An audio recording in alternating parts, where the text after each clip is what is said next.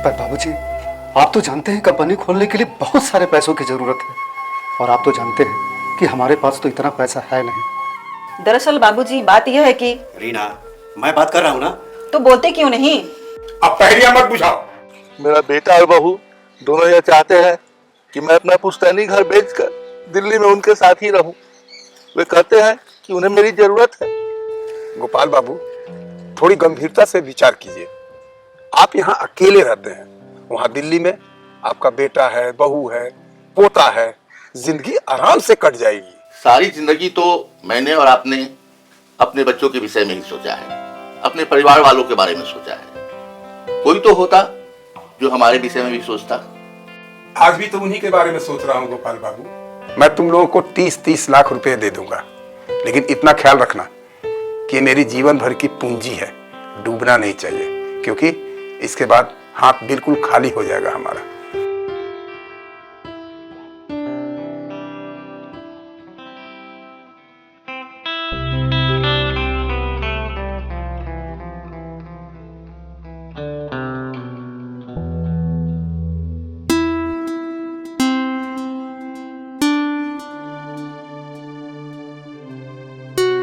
क्या बात है सुरेश भाई? शर्मा जी बोल रहे थे कि आपकी तबीयत ठीक नहीं है।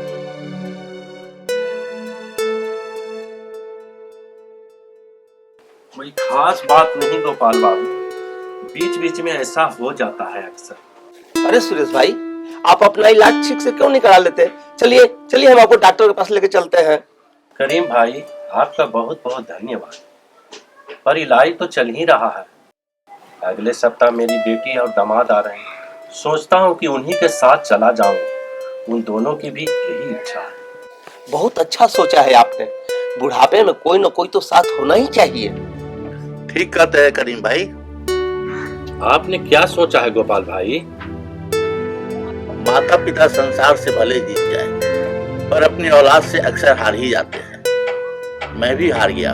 गोपाल भाई, तो आप ही अपना पुश्तैनी मकान बेचकर दिल्ली चले जाएंगे? मेरे पास और कोई रास्ता भी नहीं। बिल्कुल सही निर्णय लिया है गोपाल भाई। राजीव को मैंने बचपन से देखा है, गोद में भी खिलाया है। वह ख्याल रखेगा आपका, और पोते के साथ जिंदगी कट जाएगी आपकी। मैं तो बिल्कुल अकेला रह जाऊंगा।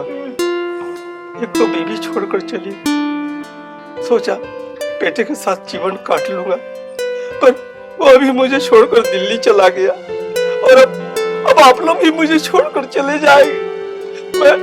मैं तो बिल्कुल अकेला हो जाऊंगा, बिल्कुल अकेला। या अल्लाह। हम आपके हालात को समझ सकते हैं, लेकिन नियति के आगे कोई क्या कर सकता है। बाबूजी, कल का टिकट हो गया है हमारा। सुरेश चाचा, आपको क्या हो गया? कुछ नहीं बेटा, बुढ़ापा तो अपने आप में ही एक बीमारी है। चलिए आपको डॉक्टर के पास ले चलते हैं। बेटा, अब मैं बिल्कुल ठीक हूँ, तुम चिंता मत करो। कल तुम अपने बाबूजी को लेकर दिल्ली जा रहे हो, बहुत अच्छी बात है। ख्याल रखना उनका। हमारे बाबूजी हैं, अगर हम ख्याल नहीं रखेंगे तो कौन रखेगा? बहुत याद आएगी आपकी। आप चले जाएंगे, अल्लाह सलामत रखे आप सबको।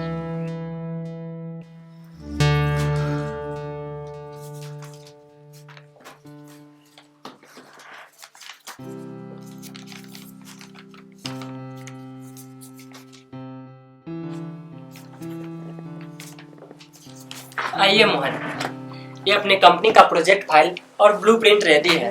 बहुत बढ़िया। इनिशियल इन्वेस्टमेंट लगभग 30 से 35 लाख तक आ रहा है।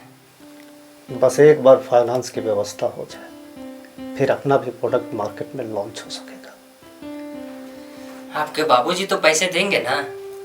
वादा तो किया है उन्होंने 30-35 लाख देने का। बस एक बार पैसे हाथ में आ जाए तो फिर अपना भी काम तेजी से आगे बढ़ेगा। अच्छी बात है। हमने अपने कंपनी के रजिस्ट्रेशन के लिए भी अप्लाई कर दिया है। एक आध हफ्ते में वो भी मिल ही जाएगा। कृष्णा मेरे दोस्त, हमें अपने प्रोडक्ट पर और ज़्यादा मेहनत करने की ज़रूरत है। मार्केट में कंपटीशन बहुत ज़्यादा है, वहाँ हमें अपनी जगह भी बनानी होगी। आप चिंता मत करो, पहले का तजुर्बा काम आएगा। पहले दूसरों के लिए काम करते थे और अब खुद के लिए करेंगे। थैंक यू मेरे दोस्त, तुमने मेरा बहुत साथ दिया है और उम्मीद करते हैं कि तुम्हारा साथ हमें आगे भी मिलता रहेगा। ये कैसी बातें करने लगे आप? हम दोनों एक अच्छे दोस्त हैं, एक दूसरे को अच्छी तरह जानते और समझते हैं। हम दोनों साथ मिलकर काम करेंगे, आप चिंता मत करो। ठीक है कृष्णा, ये प्रोजेक्ट फाइल और ब्लूप्रिंट मुझे दे दो, बाबूजी को जाकर दिखाना है। आप चाहो तो मैं भी साथ चलूं? नहीं, नेक्स्ट पहले मैं बाबूजी से बात कर लेता हूँ। ओके, ठीक। बाय।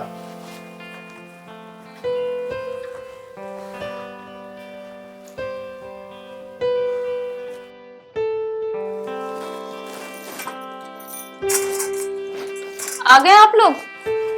जाकर कपड़े बदल ले। ठीक है चाची। मम्मी पापा कहाँ हैं? बताकर तो नहीं गए हैं, लेकिन अभी थोड़ी देर में आते होंगे। ठीक है चाची। कहाँ गए हैं दोनों? वो तो नहीं पता बाबूजी, लेकिन मुझे लगता है बिल्डर के पास गए होंगे। अच्छा,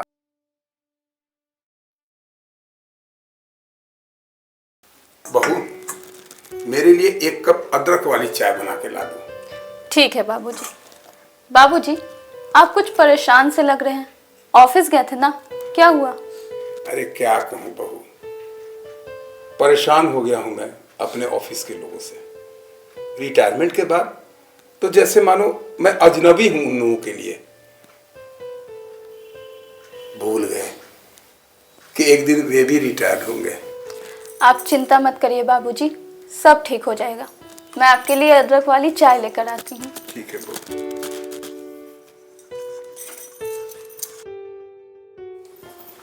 आ गए दोनों? अरे बाबूजी, आप कब आए? बस अभी अभी आ रहा हूँ। कहाँ गए थे? बिल्डर से सेटलमेंट करने के लिए। क्या कहा उसने? एक बार मोटी रकम अगर बिल्डर को दे देंगे तो कहा है कि 1 आध महीने में फ्लैट दे देंगे। वाह, बहुत अच्छी बात है। बाबूजी, उन पैसों का क्या हुआ? 1 आध हफ्ता में मिल जाएगा। अच्छी बात है बाबूजी। बाबूजी, आपकी चाय। शीला, गुड़िया स्कूल से आ गई क्या? हाँ, आ गई है, अपने कमरे में है। ठीक है बाबूजी। ठीक है बेटा।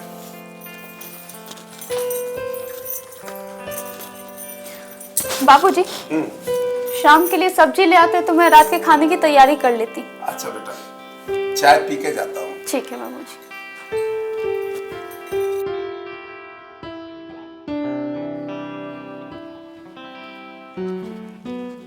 खुश रहो।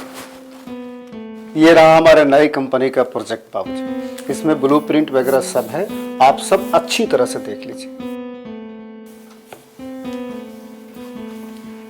और हाँ बाबूजी, मैंने कंपनी का रजिस्ट्रेशन के लिए अप्लाई कर दिया है।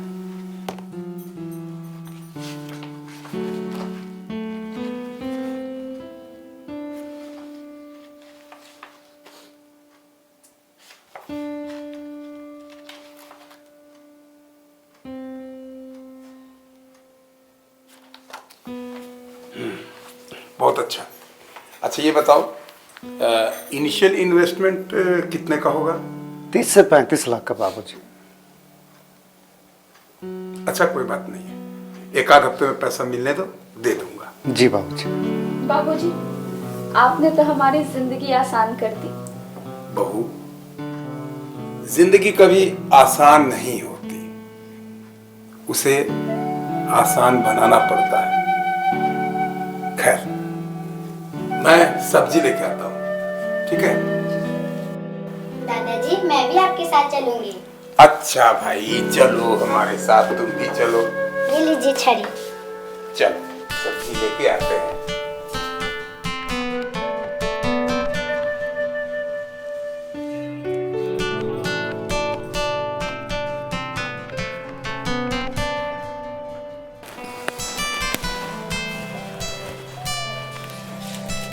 हाँ हेलो। अरे हाँ हाँ बाबा, अरे सारा काम हो गया। हाँ हाँ, अरे बाबूजी तो मानने के तैयार ही नहीं थे, बहुत मुश्किल से माने हैं। हाँ हाँ हाँ, सब अब ठीक हो गया है। और जानती हो, आज शाम तक घर का रजिस्ट्री भी हो जाएगा और हमारे अकाउंट में पैसा भी ट्रांसफर हो जाएगा। हाँ हाँ, अब तुम चिंता मत करो, कल की गाड़ी से बाबूजी को लेकर के दिल्ली आ रहे हैं। अरे बाबूजी, ये रात में बात करते हैं, बाबूजी आ रहे हैं। ठीक। किसका फोन है बेटा? आपकी बहू रागिनी का बाबूजी। ला ला मुझे दे। लीजिए, बाबूजी बात करें। हाँ हेलो। हाँ खुश रहो खुश रहो। कैसी हो बेटी? हाँ हाँ ठीक है ठीक है, मैं आ रहा हूं। और पोता कैसा है? अब वहां आते हैं तो हम लोग खूब मस्ती करेंगे। सब ठीक हो जाएगा, सब ठीक है बेटी।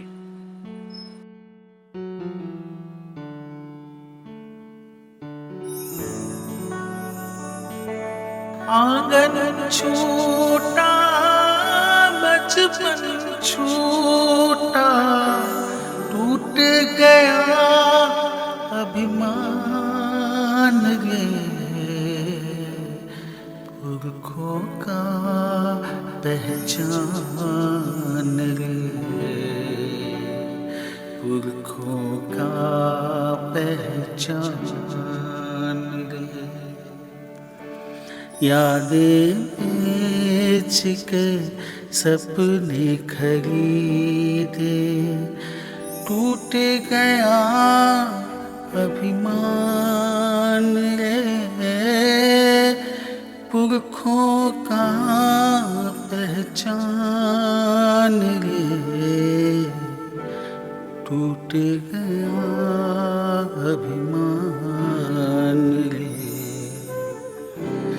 पुरखों का पहचान रे। आंगन छोटा बचपन छोटा, टूट गया अभिमान रे, टूट गया अभिमान रे, पुरखों का पहचान रे, पुरखों। क्या बात है, इतना गुमसुम क्यों बैठे हैं? तबीयत तो ठीक है ना आपकी? सोचता हूँ परिस्थितियां कैसे अचानक बदल जाती हैं। क्या हुआ जगदीश बाबू, सब ठीक तो है ना? माता पिता कैसे अपने बच्चों के आगे मजबूर हो जाते हैं। एक सुलझा हुआ व्यक्ति अपने बेटे और बहू की खुशी के लिए अपना सब कुछ छोड़कर दिल्ली चला गया। गोपाल बाबू के साथ उनकी पारिवारिक मजबूरी थी। तो क्या करते? यहाँ उनकी देखभाल करने वाला कौन था? बुढ़ापे में जिंदगी काटना बहुत कठिन हो जाता है। दिल्ली में उनका बेटा है, बहू है, पोता है, कट जाएगी जिंदगी आसानी से। जिंदगी तो कट ही जाती है, एक अपने आप, एक किसी दूसरे के भरोसे। पता नहीं आगे क्या होगा उनके साथ। आप क्यों चिंता करते हैं? वे अपने ही बेटे और बहू के पास गए हैं। और अंदर से खुश नहीं दिखे गोपाल बाबू। परिस्थितियां कैसे कैसे रंग बदलती हैं। समय के साथ साथ हालात बदल जाते हैं, परिस्थितियां भी बदल जाती हैं। हालात और परिस्थितियां हमारी भी तो बदल सकती हैं। अपने कंपनी का रजिस्ट्रेशन हो गया, अब हमें उस कंपनी को छोड़ देना चाहिए। बस एक बार हम अपनी कंपनी का ओपनिंग डेट फाइनल करते हैं। आपके बाबूजी तो फेवर में है ना? हमारी तैयारी तो लगभग फाइनल हो चुकी है। इस सप्ताह बाबूजी को पैसे मिल जाएंगे, उसके बाद वे हमें दे देंगे। ब्लूप्रिंट देखने के बाद बाबूजी ने क्या कहा? खुश देखे, कहा बहुत अच्छा है। अच्छी बात है, अब हमारा कैरियर सेटल हो गया समझो। बाबूजी हमारे बारे में हमेशा अच्छा ही सोचते हैं। बस एक बार हमारी कंपनी स्टैब्लिश्ड हो जाए, उसके बाद सब ठीक हो जाएगा। सुना है आपके सोहन भैया ने भी नया फ्लैट खरीदने के लिए बाबूजी से पैसे मांगे हैं। हाँ, बाबूजी ने हम दोनों भाइयों को 30-30 लाख रुपए देने का वादा किया है। बहुत उदार हैं आपके बाबूजी। अच्छा, अब मैं चलता हूँ। शीला को शॉपिंग के लिए मार्केट लेके जाना है। ठीक है, आप जाओ, तब तक मैं यहाँ का सारा काम निपटा लेता हूँ। ठीक है, बाय।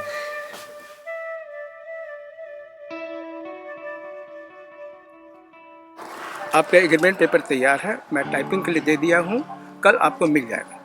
धन्यवाद वकील साहब। कल किसी समय में आकर मैं एग्रीमेंट पेपर देख लूंगा, ठीक है? और उसका परसों आप एग्रीमेंट पेपर लेके मेरे घर पहुंच जाइएगा। एक बात सर पूछो? आप पूछिए। क्या आपको लगता है इस प्रकार के एग्रीमेंट की जरूरत है? कुछ जरूरतें दिखाई नहीं देती, लेकिन वक्त आने पर सामने आ जाती। अच्छा, चलता हूँ। आप एग्रीमेंट पेपर तैयार कर लीजिए, कल किसी टाइम में आके मैं देख लूंगा और परसों आप दोनों एग्रीमेंट पेपर लेके मेरे घर चले आइए, ठीक है? अच्छा, धन्यवाद।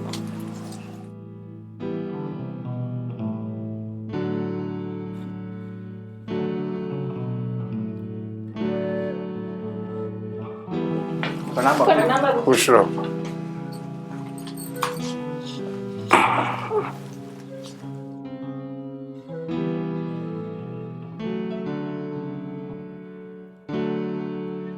आज हम सबके लिए एक महत्वपूर्ण दिन है। मैंने तुम लोगों की जरूरतों को देखते हुए यह निर्णय लिया है कि मैं तुम दोनों को 30-30 लाख रुपए दे रहा हूं। आपका बहुत बहुत धन्यवाद बाबूजी। बाबूजी, आपने हमारा सपना पूरा कर दिया। लेकिन तुम लोगों को मेरे साथ एक एग्रीमेंट करना होगा। एग्रीमेंट? कैसा एग्रीमेंट बाबूजी? हम कुछ समझे नहीं। एक बार तुम दोनों एग्रीमेंट को अच्छी तरह से पढ़ लो, समझ लो, और फिर दोनों पति पत्नी उस पर अपना हस्ताक्षर कर दो। कल पैसा तुम दोनों के अकाउंट में ट्रांसफर हो जाएगा। बाबूजी, पर उस एग्रीमेंट में है क्या? आप अपने बच्चों के साथ एग्रीमेंट करेंगे बाबूजी? जगदीश बाबू। हाँ, लगता है वकील साहब आ गए। आइए आइए अशोक जी, आइए आइए, बैठिए। को मेरा एक साथ नमस्कार। बैठिए बैठिए। ये अशोक जी हैं, हमारे वकील। आप दोनों को एग्रीमेंट दे दीजिए। ठीक सर।